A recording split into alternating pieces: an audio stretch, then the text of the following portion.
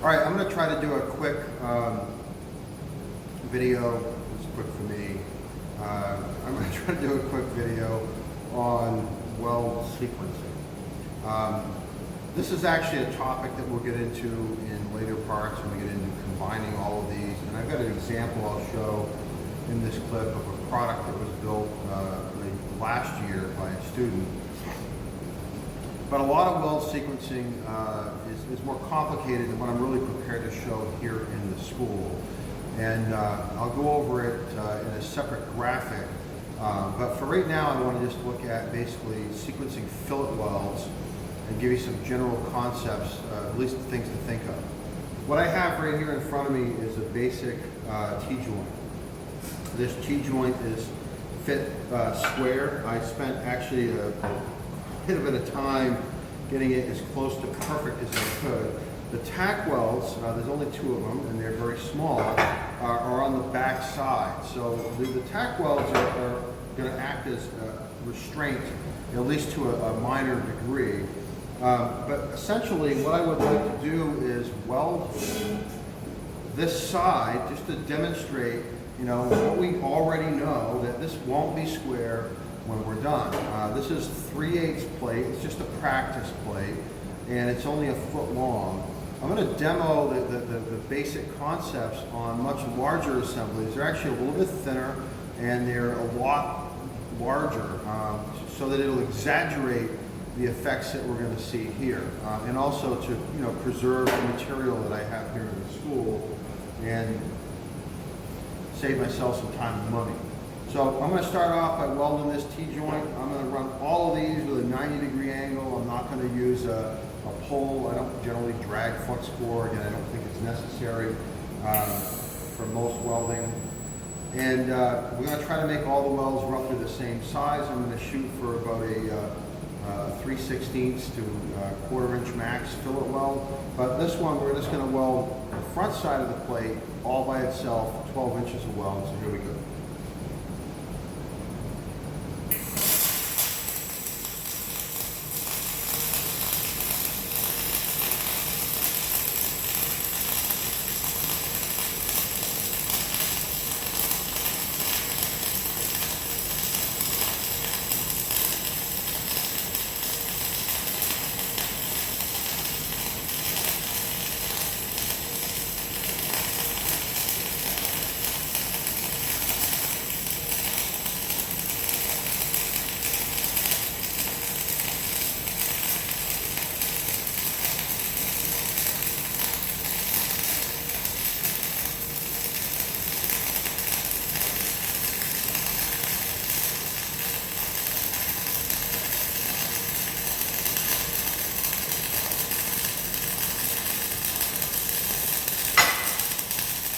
So what will attach this float?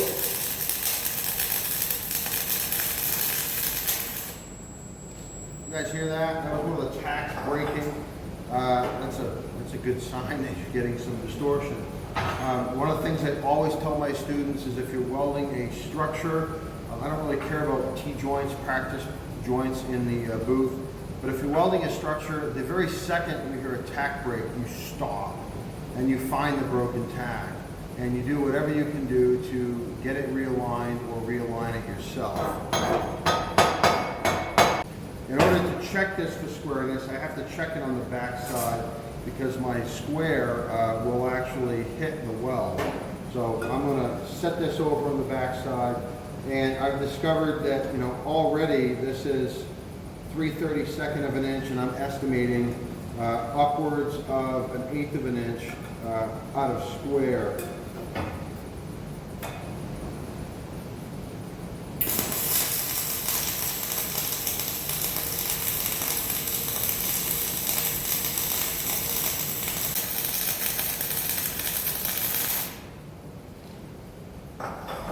All right, second side is welded.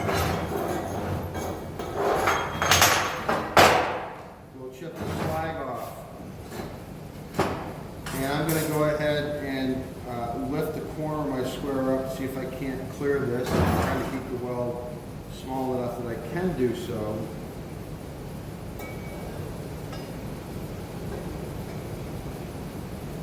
and the part is now favoring the side that I just welded. Although it's reasonably.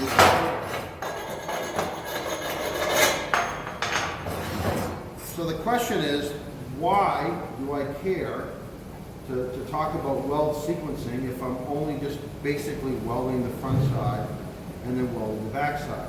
Well, the fact of the matter is the part is not square. It's not bad, but it's not square. But the larger point is, believe it or not, we just sequenced this weld.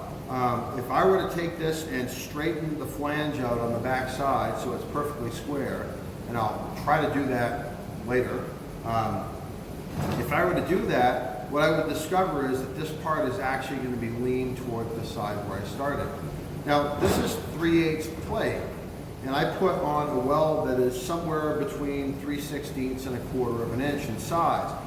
On this size plate, we would normally put a 3/8 weld. For most of us, that would be one pass with 2 cover passes over the top of it. That would cause this to lean excessively to one side. So if this was in fact requiring a 3/8 weld, in order to keep it reasonably square, again, there's not much we can do about this piece bowing up. We can talk about how to fix it down the road, but that's not something we can weld out. We could have restrained the base and prevented some of that, but again, we're only talking about weld sequencing here. So if this called for a 3/8 plate, and I made the mistake of welding the entire 3/8 weld on one side, and before I started the weld on the other side, imagine how much worse the distortion would have been.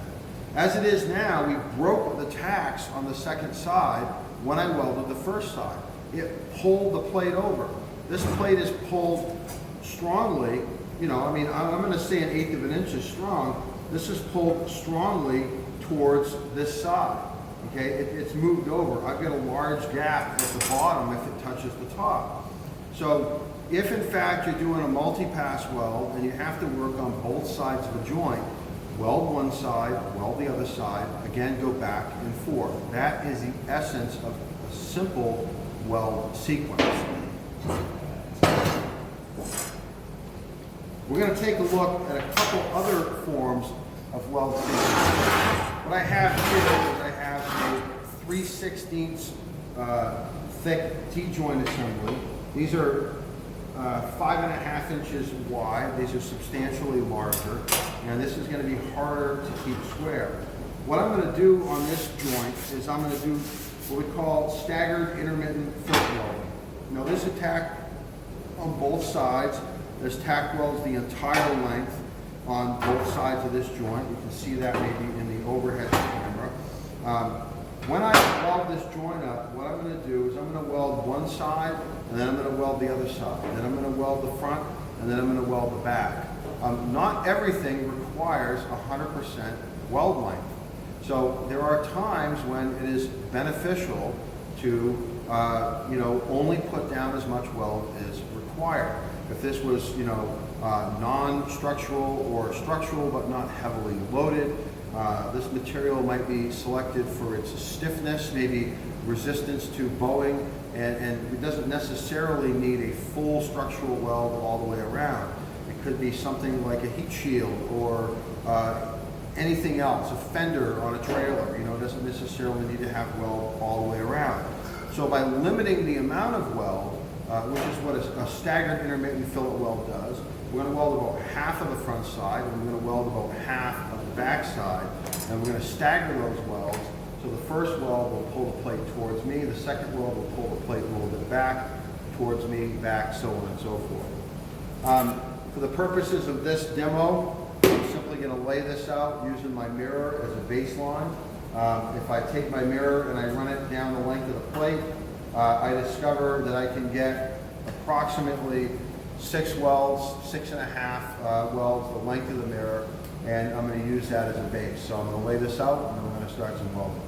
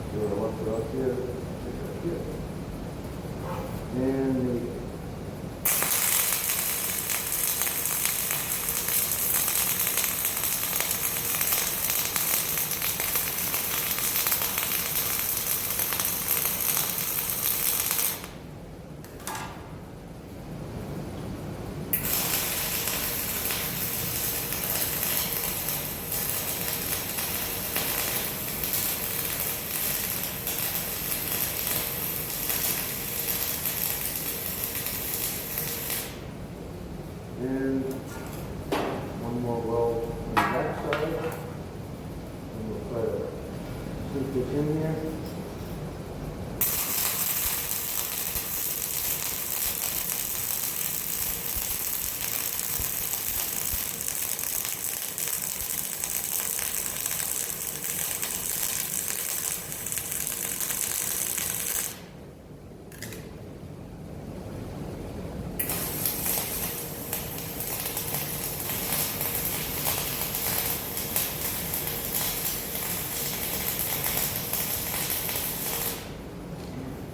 All right, there is this plate welded. Again, this is a backstep welding technique for the overhead camera. Again, I haven't chipped the slag off yet, but I've got 1, 2, 3, 4 welds on the back side. On the other side, I have 1, 2, 3 welds. Again, offsetting that halfway in between. I'm going to chip the slag off.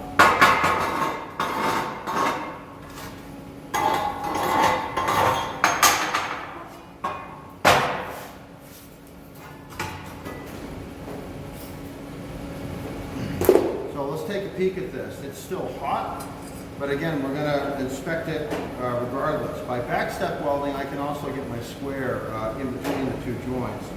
So if I check this at the beginning, and I'm going to turn this for the long camera. The other camera is in darkness right now. Right now, this part is out ever so slightly at the beginning. I move over, and again, it's pretty darn good. Right here, as I go down the length of it, it's perfectly square right here. Looks like it's just about good right there. I've got a little bit of unevenness for squareness in terms of the bottom plate, which I'll show you in a minute, which again is unavoidable. But the average squareness is good.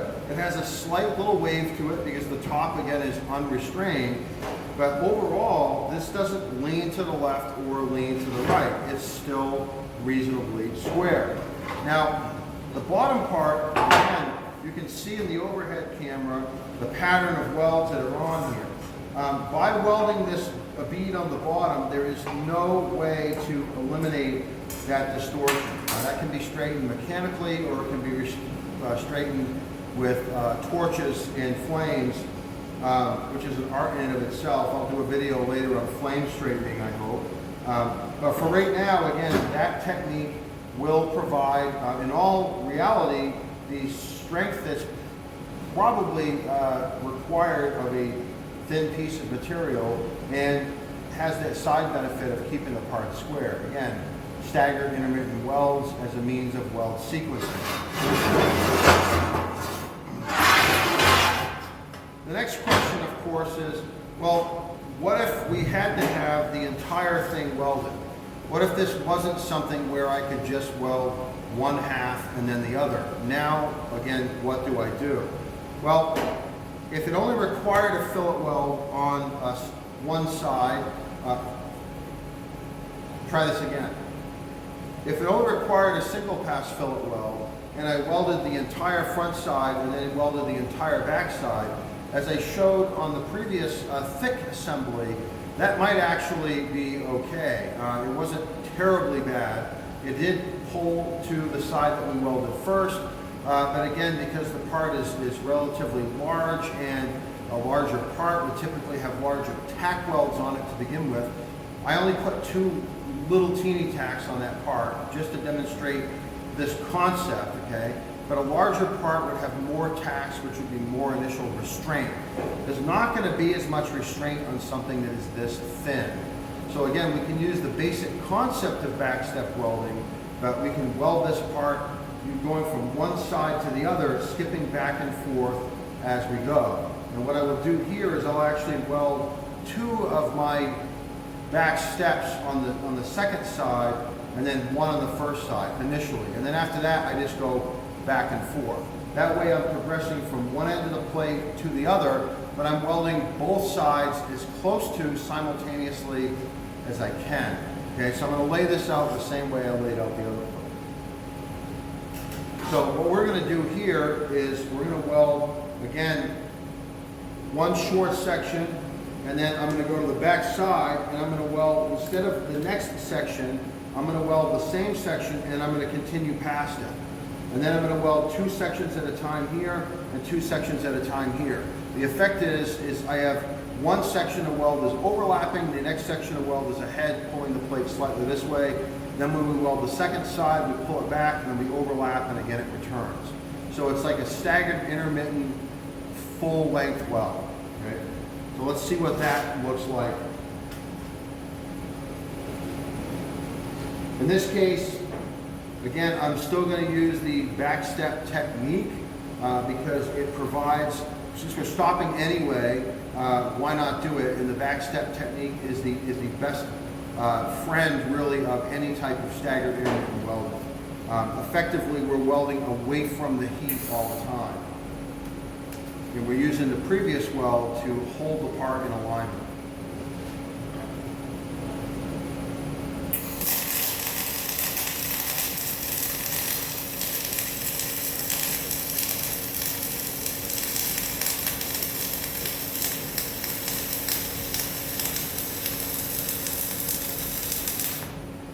All right, so I've welded approximately 4 inches. What I'm going to do now, I've welded from here on. I'm going to weld from here to the end, again, using the same basic technique. And I'm probably blocking my arc shot. I think in this one, I'll just lean over it.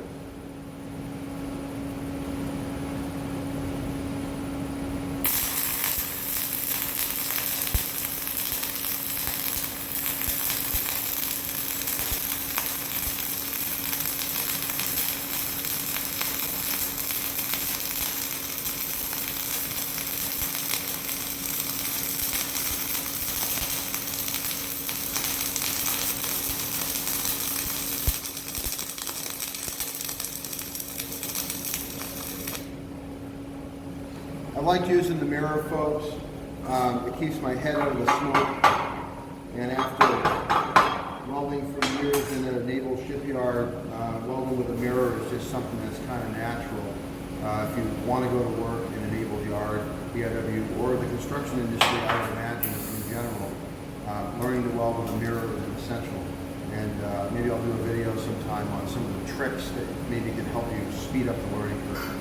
Again, what I'm going to do now is, the overhead camera, is I'm going to weld 2 sections. I'll be welding a new section, and I'll be overlapping the previous one, and I'll continue this back and forth.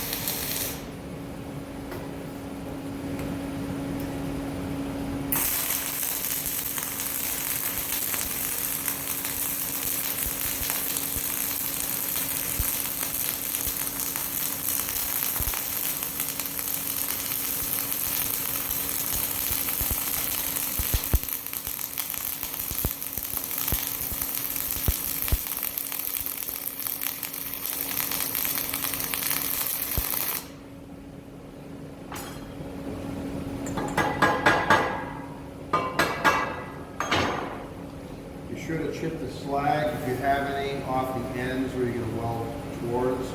Don't bury slag. If you're in a MIG, this is not going to be a problem.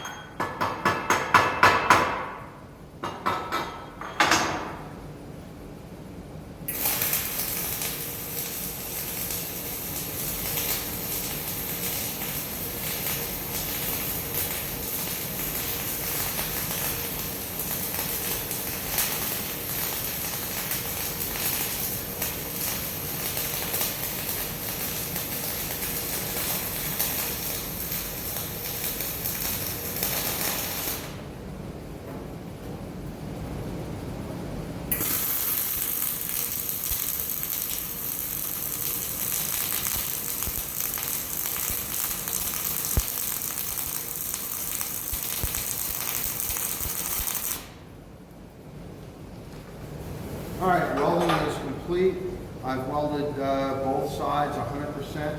Again, this is the backstep technique, part of the weld sequencing concept.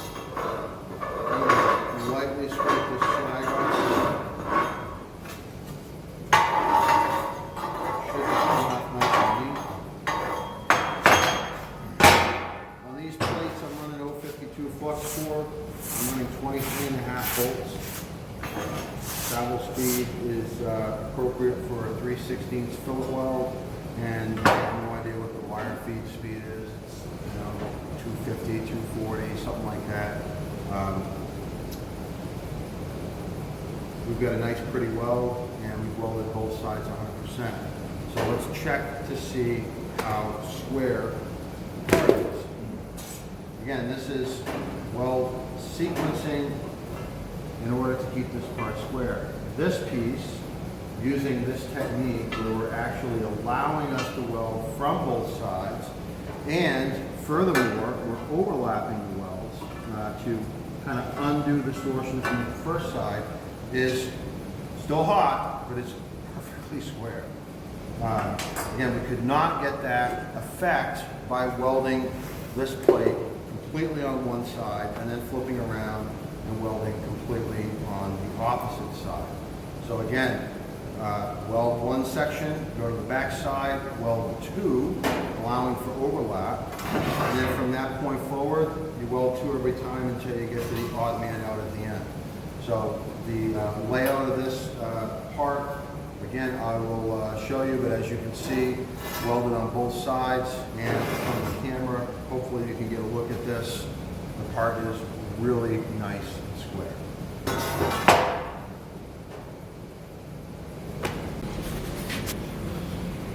All right, folks, so I'm just bringing this around for a little bit better view.